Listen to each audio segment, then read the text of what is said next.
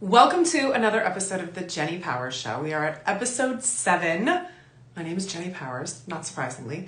I am here. It is a rainy, cold Friday in New York City, and I promised on this show to share the truth of my journey. Today, I felt so insecure. I felt so, only 4 people liked the last episode, and what am I even doing, and how am I going to make money? And the doubt and the fear and the reasons to not keep showing up, to do something new, to do something challenging, to do something vulnerable, to do something that only you believe in, and maybe the rest of the world doesn't quite understand it, but it's your dream and your mission and your purpose. It is so hard to keep believing when you don't yet have the evidence of what you know to be true. So this is me showing up because I promised I would. I promised to myself, and I promised all the women in the world who want to live their best life and who I can help and who I can share the, authenticity of my journey and say, this is what I've learned. And I've often said, I've fallen down a million times. And if I can share, the truth of my journey and keep other women from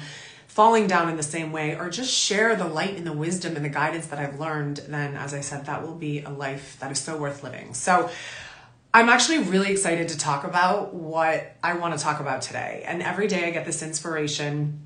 This morning I had no idea which page of my book or which truth or what sort of topic I wanted to discuss. And I love how this show ends up being a reflection of my day and my experience and truly what I'm going through and how I am honestly using the resources that I've created, the book, the workbook. There's a journal. People are asking. The journal is available on Amazon too. And they're just things to keep you company as you walk the walk and go deep and connect to your biggest dreams and figure out what you're on this earth to do and what brings you great joy. So I have to say that this truth and sort of what I'm talking about today is really inspired by Mel Robbins, who sort of came into my world. She's obviously very well known. I knew of her, but in terms of a mentor, in terms of somebody who I listen to her podcast when I run every day, I've blown up her DMs. I'm sure she probably thinks I'm stalking her, but you know what? I want to share love, share support, share acknowledgement for the women that are paving the way for all of us to believe. So she had this extraordinary episode of her podcast. I think it's the most recent one, but it's with this woman, Dr. Judith, and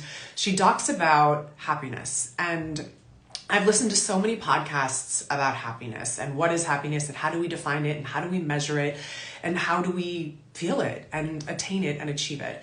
And this episode, if you haven't listened to it, go listen to it. It's really blew my mind in terms of what we as a collective society have been through and are going through. So Dr. Judith talks about that happy is a state. And we're all thinking that, we need to attain this level of happy, and that if we're not happy, then we're unhappy. But the brilliance of her scientific research and the things that she talks about, she says it's just going from one moment of joy to the next. And it's these moments of joy that make us happier. And so it's not this achieved state where you get there and you stay. It's moments of joy, and you start to make those closer and closer together. And she talks about our society as a whole, and I want this to be about what I can share and what I can learn from my stuff. But really, in summary, she talks about this state called anhedonia, and I think it's actually the absence of joy. And it literally is a scientific condition. And she's talking about how our world is experiencing that.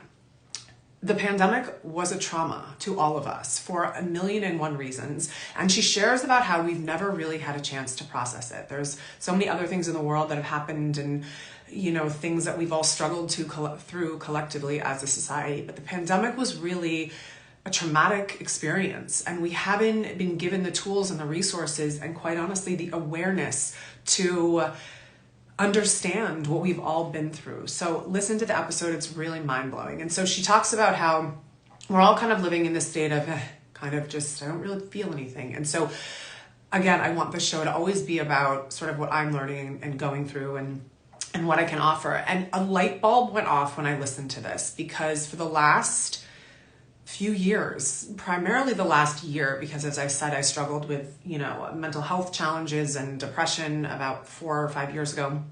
So the few years after that, we're really recovering from that. But this past year, I've sort of, have some distance from that. And I said to my boyfriend, repeatedly, like, I don't feel anything. Like, we go to these amazing dinners and we take these trips and I'm so fortunate and I'm so grateful. And I just can't seem to feel like what I used to feel. I was someone who, this is the best latte I've ever had, or oh my God, that sunrise is extraordinary. And of course, the sun is shining on our trip because we're so lucky and I'm so grateful. And I feel this joy and this feeling of really feeling alive. And so in my own healing and my own therapy work, I've done a lot of work around trauma and understanding, experiences that we have that we might not label them as traumatic. But in terms of a global experience and sort of what we went through in the pandemic to really fear each other. I live in New York City and, we walk down the street now and the world is different. It used to be not the friendliest place on earth, but we would talk to people, we would connect, we would hold the doors for each other. We would be, waiting in an elevator or waiting, just saying hello to each other, engaging a little bit more. And now I think because of the pandemic, we learned to fear each other, to keep distance. And I think that has created such a disconnected society. And I think that we're all, again, I'm speaking for myself, I am really aware of how I am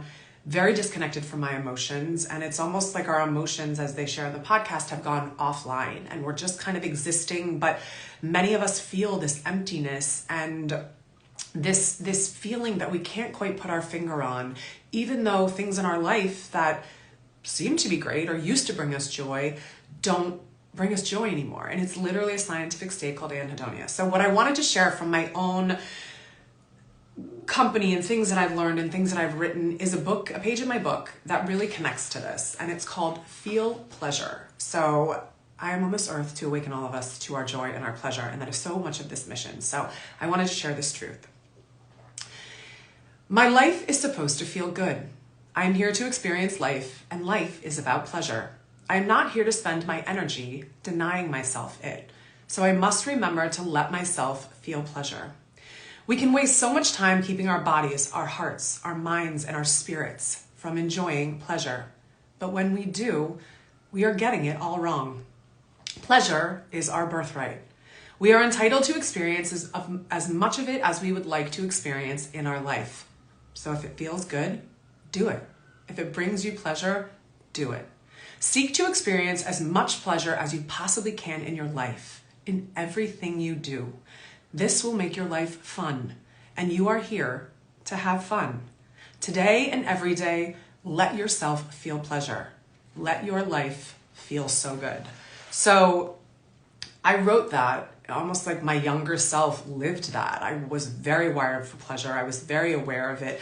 I allowed myself to feel it. I was open to it. And as a result of life experiences, whether just personally kind of the challenging experiences I've gone through, or as I've shared collectively, how our world has changed, I definitely am disconnected from my pleasure. So I want to walk the walk and do the healing and show you that I'm here. And so I have this companion workbook, as I share, that helps us to really think about each truth and how do we get back to our pleasure and how do we find what brings us pleasure. And I just want to say one shout out to a bunch of people that reached out with the support about going natural without makeup and hair, because I realized that that's so much of a block that I've waited to kind of show up in different ways. Well, I have to have makeup and look great. So thank you to all the women who celebrate these natural kind of looks that we rock, because it's not really about how we look. It's about, as Maya Angelou says, it's about how we make people feel. So I just wanted to say thank you. So what brings you pleasure in life? List the first 3 things that pop into your head.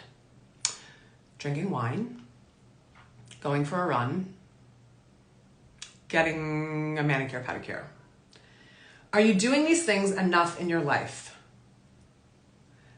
I think I am. I think the manicure and pedicure, definitely, absolutely not. I feel guilty. That's taking, way too much free time. Do you wish that you did more of these things in your life?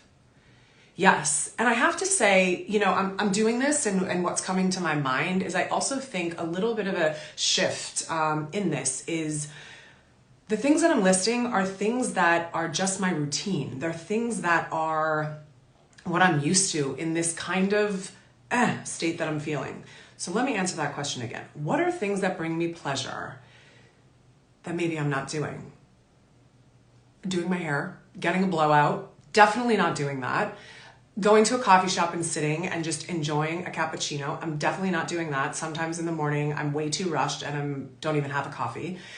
And I love going to shoe departments in department stores and just looking at shoes. Most of the time I don't even buy them, but it's creative and it's fun and it's sexy and it's feminine. I don't think I've done that in years. So I like how I just shifted this because I really want this to be about change as well. Not just what are you doing and what are you repeating, and certainly a glass of wine and going for a run are lovely, but they're my routine. And so I want to shake things up and do things differently.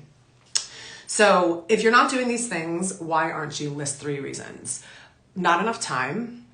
Fear about cost. Well, I can just make a coffee at home. I don't need to spend the money. And just, it's lazy to do self-care. It's lazy to take the time out to do things that just bring me pleasure. I have to be doing and achieving and working and struggling and striving and grinding. I am irresponsible if I take time out to do simple things that make me feel pleasure. So here's a secret. Pleasure is your birthright. You're here to experience as much of it as possible. Go back to your list. I will do this. I always do the work. Cross out each one. Next to it, write, I will feel pleasure. Now, can you add more pleasure to your life? List the first 3 things that came to your mind. Oh, I like this. I'm doing this authentically, but I like that I wrote that in my workbook to shake it up. The 3 things I listed, I'm going to really go for this. What are 3 other things that I can do? I used to love walking. I used to love just putting on my headphones, listening to music, and just wandering around the city. So that's one thing that I can do. Number 2, I would like to read more just for pleasure. I'm so busy and I love reading personal development books, and that's great, but I'm always, even now, I'm forcing myself to read these books and I'm not even enjoying them. I'm just taking notes and trying to learn and trying to grow. So that's number 2. And number 3, taking a bath. I love this. I think I am an actual mermaid. I was born to live in the water. I could take more baths, but again, guilty, not enough time, irresponsible. I should be working. I should fill in the blank. So those are 3 things. I like this. This is getting me I have to do the work. I have to do these things. Reread the list. How would you feel if you knew that you could do these things as much as you want to do? Oh, I would feel honored and celebrated and like a woman, and like there's plenty of time in the world and I don't need to be in a rush, and I don't need to be stressed, and I don't need to be working 24 hours, 7 days a week. I could relax and I could breathe and I could be in my body and reconnect to simple pleasures and feel rather than just going and doing. I could be and I could feel. You are entitled to feel pleasure. Commit to doing these things that make you feel amazing. So I love this because now I have to do these things, right? If I'm going to show up and offer this wisdom and these questions and this direction and hopefully different ways to think about things, then I need to do the things. So this episode is all about pleasure. Think about, things that pop into your head. You have the permission to feel pleasure.